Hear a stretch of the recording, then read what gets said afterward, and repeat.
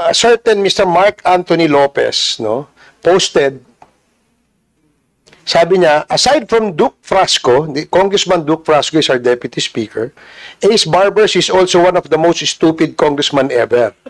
Fact yan, sabi niya. Oh. Eh, bakla ka pala eh. Oh. Di ba? Fact din yan. Di ba? Oh. Ngayon, stupid ka din. No, sorry, no, I'm just stating a fact. I'm just stating a fact, Mr. Chair, no? Sa tingin ko, that's the way they do things, eh. Diba? That's the way they do things. Then, it's not, I'm just stating this for the record that I just received this picture. Thank you, Mr. Chair. Hindi rin pala ako nag-iisa. Sabi ng aking anak, marami pala tayo. But anyway, before we suspend the hearing, pwede ko po bang tanungin sa inyo, could you cite any good effect of fake news insofar as our society and countries are concerned?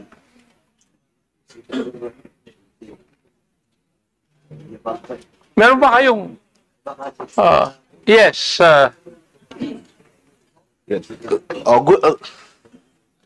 Yung fake news po minsan, good po siya kapag yung sinusuportahan mong kandidato yung nakikinabang eh.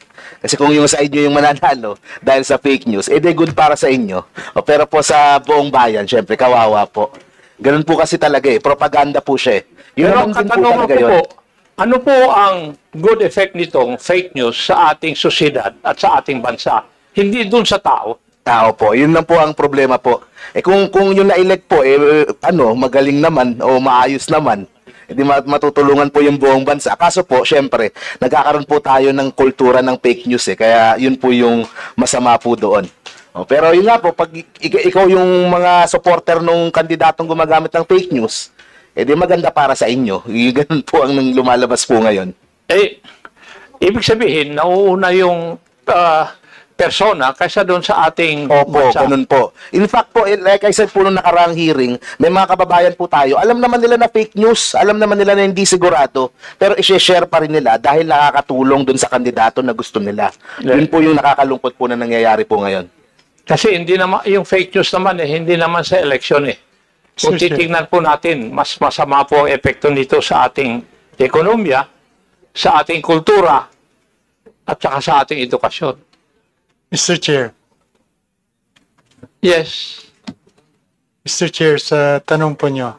Yes. Walang magandang idulot ang fake news. Pero may biro kami sa mga nasa legacy media, radio, television, print, na ang nadudulot ng fake news umaangat yung kredibilidad namin sa legacy media. Yun ang magandang resulta ng fake news. Mas nakikilala kaming truthful and accurate. Kaya nga po yung aking premise Kwan Kasi dito sa Kongreso, yung kapakanan naman ng buong Pilipino at yung ating bansa dapat nangunguna. Kaya yun yung aking katanungan. Kasi kailan naging mabuti ang fake news para sa ating bansa at para sa sambayanan? Yun po yung aking katanungan Kasi yun naman ang nagiging problema natin Sinasabi natin marami ng purveyors of fake news. Pero ano ang kabutihan na idudulot dito para sa ating Pilipino at para sa ating bansa? Tama siguro yung sinabi na para sa isang kandidato. Para sa tao lang na yun. Di po ba? Yes. Mr. Chair, sa ganang amin po na mga manggagawa, wala pong puwang sa isang demokrasya ang pagpapakalat po ng mga misinformation, fake news, and disinformation. Ang pinakadihado po sa ganitong kalakaran at kultura ay mga manggagawa at ordinaryong Pilipino. Yun lang po, Mr. Chair. And would you agree with me that there are more ill effects of fake news to our society and to our country? Mr. Chair. Yes, ma'am. Hindi lang naman po itong sa larangan ng politika at nagagamit sa propaganda. Napapanood nyo siguro, no? Kahit si Doc Willie Ong, no? Na he's battling an infirmity right now. Nagagamit ang AI para magbenta siya ng mga medicine, kung ano-ano. Pati rin si Doktora Vicky Bello, nakikita nyo, nagbebenta siya ng mga produktong hindi naman sa kanya. So, meron din tong economic repercussions. Nasa-scam din ng mga tao. Fake news is also used to tarnish the reputation of so many women. Bilang chairperson po ng Committee on Women and Gender Equality, I really do not appreciate nga po yung paggamit to slut shame, to tarnish the reputation of so many decent women, and also yung edukasyon ng mga bata. Anong klaseng values ang nako-communicate natin sa mga kabataan, Mr. Chair? Chair, dagdag Yes, na ako doon. Your Honor. So, sa akin, Mr. Chair, wala talagang magandang idudulot yung fake news dahil ang purpose talaga nito ay manira at magbigay ng disinformation. At yun na nga, sa bahagi ng mga bata na karamihan ay gumagamit na rin ngayon ng ng anumang social media platform, yung mga words na mga bad words, no, na nakikita nila, naririnig nila, at nakikita nila yan sa kahit nasa mas mataas na posisyon, ay parang Mr. Chair, nakakasira yun doon sa moral ng mga bata. Kaya kapag nakita nila na ina-utter yon ng mga merong kapangyarihan, no? Presidente, vice-presidente, tingin nila tama yun at ginagawa. So, ang sa observation nga po, sabi ng mga teachers, parang nagiging, sa bullying, Mr. Chair, no? Nagiging, talamak yung mga pagmumura, talamak yung mga pangiinsulto, at nagiging, ng bullying. So, talagang dapat na, we as adults, no, yung gumagamit ng mga social media, maging responsible tayo doon sa paggamit ng mga words or terms dahil tinitingnan ito ng mga bata. Thank you, Mr. Chair. Thank you. Let me recognize the online presence of the Honorable Margarita Ignacia Nograles Almario. So, are we all in agreement that there are more harmful effects of fake news Mr. to Chair, our pwede po society ba and magdagdag? country? Mr. Chair, pwede po magdagdag ng opinion about...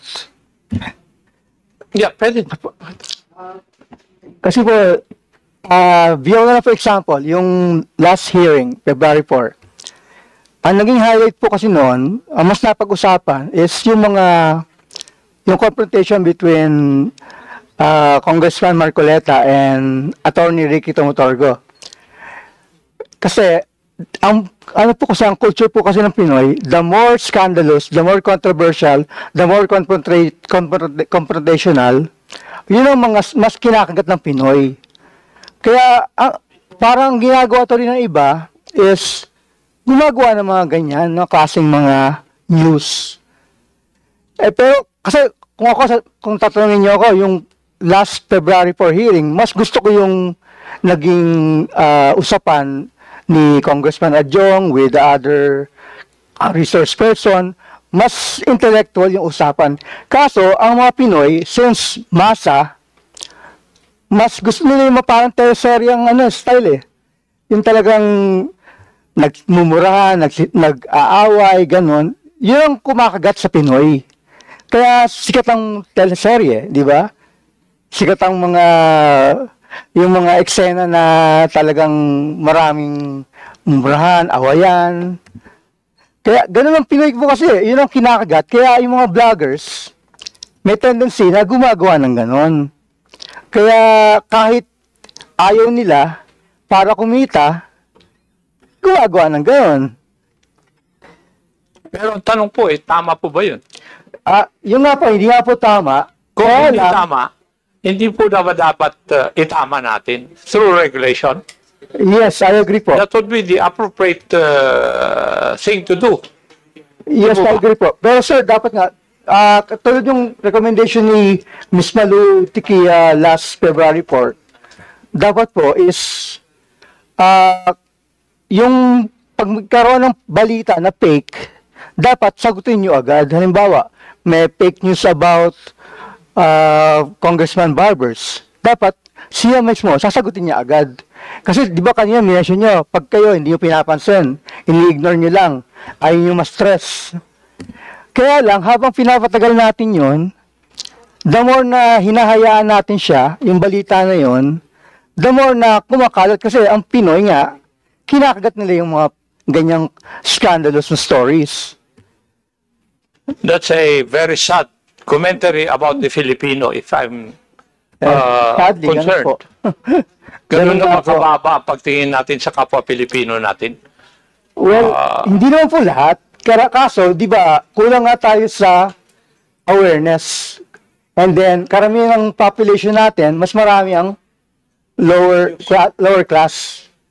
Kukunti lang po yung talagang mga upper classes.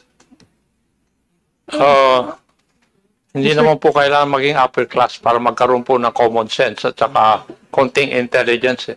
Well, yes. Di po ba? Kaya lang, pag surrounded Sabi po nga kayo, nila, common sense, pero it's not common to all. o kaya lang po kasi pag surrounded kayo, pag within your circle, ay yun ang sinasabi, yun ang kwento, may tendency na mahawa ka. Di ba? Paligid mo, barkado mo, ganun. Yun po yung sinasabi nila na Eli repeated so many times. Yes, Assume the correct. semblance of truth. Oo. Pero, hindi dapat ganun ang kaisipan natin eh. Kaya nga the more, sir, na pag may lumalabas sa fake news, the more i-drown natin siya with the real news. Maglabas tayo ng news na totoo. I-correct agad natin. Huwag natin patagalin. Huwag natin i-ignore. Ang punto lang namin dito is, since these things are harmful to our society and to our country, dapat it should be regulated.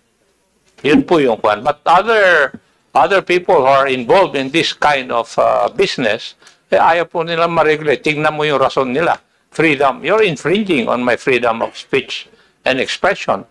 When they know for a fact that the freedom that they're talking of is not absolute. Actually, yung proposal ko po na binibigay ko po kaila Congressman Barbers is, inilabas ko na po actually yan sa mga group ng mga vloggers. I belong to several groups po kasi. And nakakuha na po ng mga feedback. And yun nga po, mas gusto nga po nila yung may regulation. Kaya lang, worried nga sila na yung baka maano sila, ma-restrict. Mawala yung creativity nila, mawala yung freedom talaga to be creative on their expression. Kaya, kasi nga, ang sumisikat kasi nga po yung mga yung mga scandalous, mga pranks, mga scripted na mga stories. So, yun ang talagang bumibenta sa tao. Kaya nga po, ang sabi ko, on my part, it's a very sad commentary of the Filipino. Yes. Yun yung po yung akin. Kung yun ang ginugusto natin, yung mga hindi po nakakabuti para sa ating kapwa Pilipino at para sa ating bansa, I'm sorry, hindi po ako natutuwa sa ganun eh. Personally. Mr. Chairman, Yes, ma'am. if I may, on your question, no, false news does not have any positive impact in the nation and in nation building. But you have to understand that chismis is shared almost often, yung word of mouth. Now add technology, it becomes viral.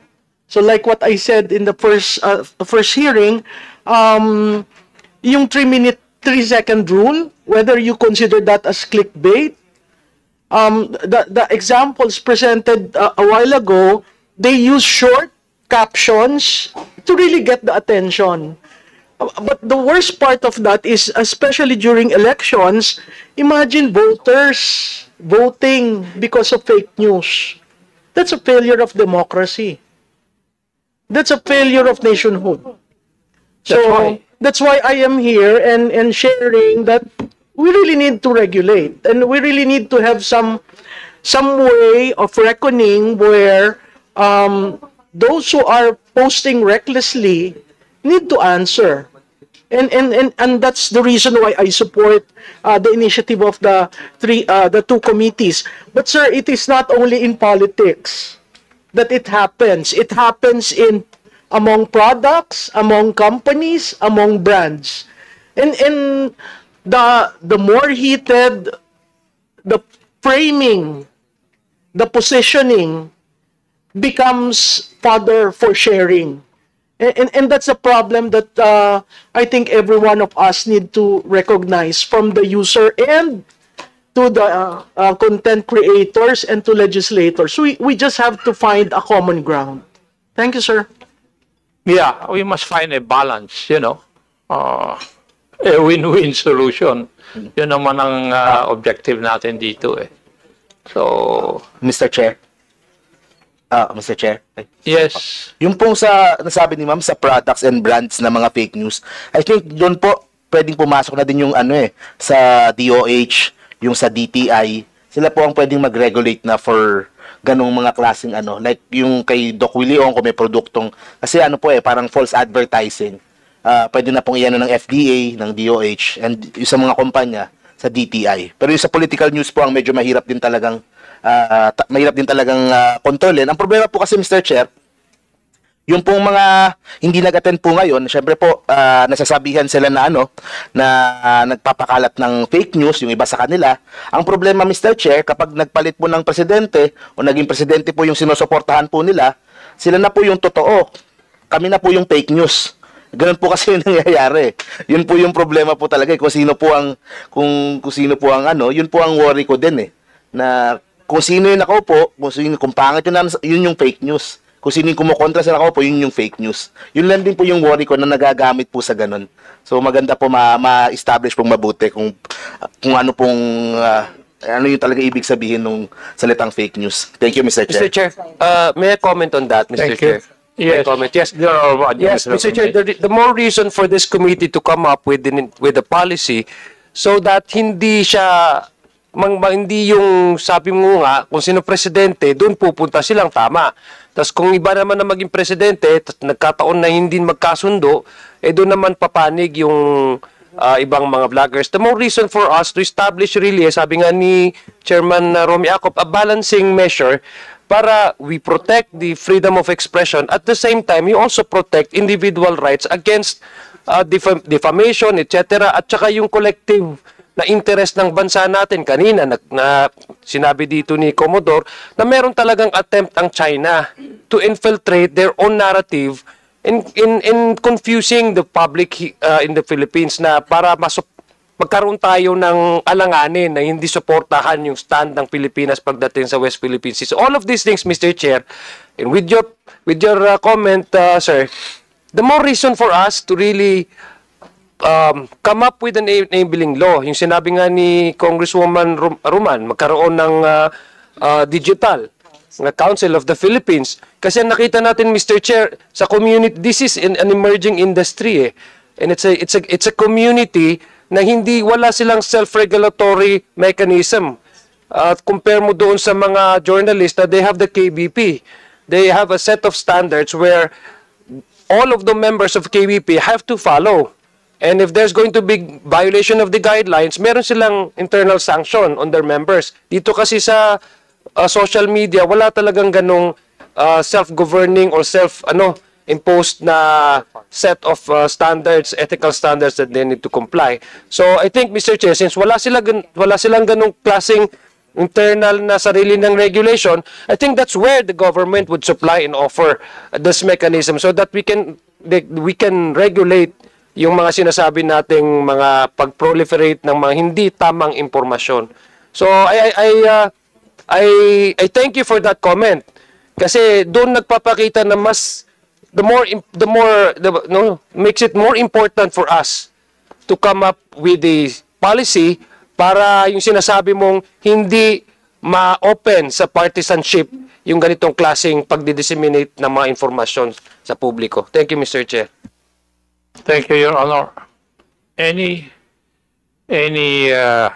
member who would want to say anything else? None? From the resource persons? Mr. Chair, Yes. just some points. While fake news doesn't bring the nation anything, we gain nothing from it. Let's also not forget that internet or social media has democratized access to social media or access to media. And this has allowed even the common person to participate in public discourse. So, yun lang po ang sana huwag natin makalimutan when we try to find a balance between regulation of the platforms. Definitely, there must be some form of regulation on content, whether self-regulation or legislative. But there's a balance to be struck, Your Honors. Thank you. Mr. Chair? Yes. Na-mention ko na rin po kasi last, yung first joint meeting, na we have a organization na we self-regulate. Kami mismo, nag-regulate kami within among ourselves. And then at the same time, we share, we create workshops, we gather every year regularly. Meron kami annual na gathering, tinatawag namin year-end gathering, where we remind ourselves of that. And then we conduct yung mga workshops, mga talks, and then we invite fellow bloggers, fellow content creators. Share namin yon. Kaya lang, very informal. Wala pong written. Kumbaga, within ourselves nga. Kasi it works naman. For example, in our case, wala kami mga kaso na nakasuhan kami ng, nagkakalat ka ng fake news. Kasi we regulate ourselves. It works. So, yung pag-require sa government, okay naman po. Kaya lang, yung nga, maraming natatakot doon dahil nga, baka it will involve na may magbabayaran, mababawasan yung aming mga opportunities, and ganun like that and that. So may mga fears na ganun. So dapat linawin talaga natin yung regulations natin. Thank you. Anybody else? Yes. Mr. Chair, I'm sorry. I think I won't be able to sleep tonight if I don't say it. It's good that Congressman Barbers mentioned yung sa Egypt that there are laws governing yung fake news and all that. But then again, I think the Congress would do good if they review kung ano yung sinasabi rin nung mga tao na nakatira sa mga bansa na may mga ganitong klaseng batas. No, so for example, yung sa Egypt, right now I am looking at a study by the Lowy Institute that called the law as a tool for censorship. No, I'm reading a story from The Guardian showing na may mga journalists that was raided, yung mga bahay nila ni raid, inarrest, dinampot yung mga journalists. May isa pang case na kasama pa yung sanggol na anak. And tapos ang ginamit na batas is itong fake news, anti-fake news laws na existing there. No, the Philippines would do good if we study itong mga cases po na ito nang maiwasan po natin na mangyari sa atin. The other example that was given was China, and we should really look into the situation of journalists who are in China living in fear. No, because of laws such as this na we-weaponize. No, it's good na the idea is rooted in self-regulation. No, that is very good. I would also like to suggest that we involve yung mga journalism groups. No, for example, the NUJP, journalism, the academe. No, they will have a lot to contribute sa conversation na to, and I strongly believe that education is still the first step. No, yung media information literacy sa Pilipinas is very young. Nag-start lang siya kasabay nung senior high program natin, and I think we should start sooner. No, children already have access to social media even before they have access to teachers. So I think we should also start there. Yeah. For your information, we have already a copy of the Network Enforcement Act of 2017 of Germany.